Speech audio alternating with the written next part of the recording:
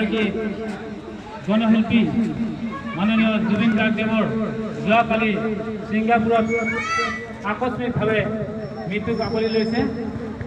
তেখেত অসমৰ যুৱ সমাজৰ হৃদপিণ্ডস্বৰূপ, অসমৰ এগৰাকী গণশিল্পী, অসমৰ জাতিৰ স্বাভিমান, জাতিৰ সন্মান সকলো তেখেতে আগুলিয়াইছিলে।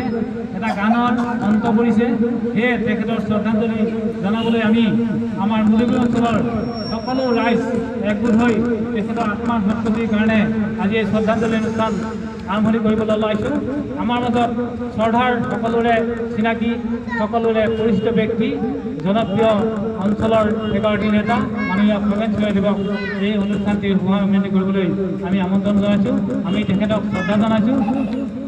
সেয়ে তেখেতক আজি এই অনুষ্ঠানটিৰ শুভাৰম্ভণি কৰিবলৈ মই অনুৰোধ জনাইছোঁ। লগতে তেখেতক আগবঢ়াই নিবলৈ আমাৰ মাননীয় হৰকৃষ্ণ কলিতাদেৱক আহ্বান জনাইছোঁ। তেখেতে আগবঢ়াই নিয়ে অনুষ্ঠানটি।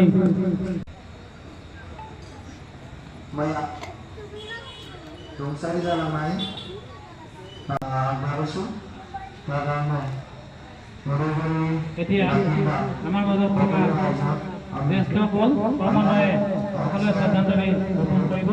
মই সকলোকে লাহে লাহে এই অনুষ্ঠানটি আগবঢ়াই নিবলৈ অনুৰোধ জনাইছোঁ।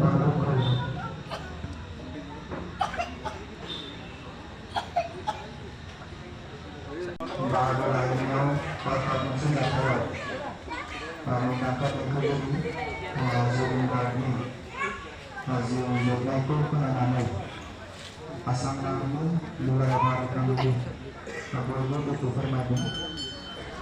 Apa ini lebar anaknya? Apa ini dari alam gasing dan jalan harus jumbo. Bukan ini আমাৰ মাজত আমাৰ শ্ৰদ্ধাৰ এগৰাকী ব্যক্তি উপস্থিত আছে। ত্ৰিবেণী আঞ্চলিক সংঘ আৰু বাবে আমি ইয়াতে সমবেত হৈ শ্ৰদ্ধাঞ্জলি অনুষ্ঠানত অংশগ্ৰহণ কৰিছোঁ। তেখেত আমাৰ অসমৰ আকাশৰ এটি ভটা তৰা আছিল। জুবিনক লৈ আমাৰ অসমে গৌৰৱ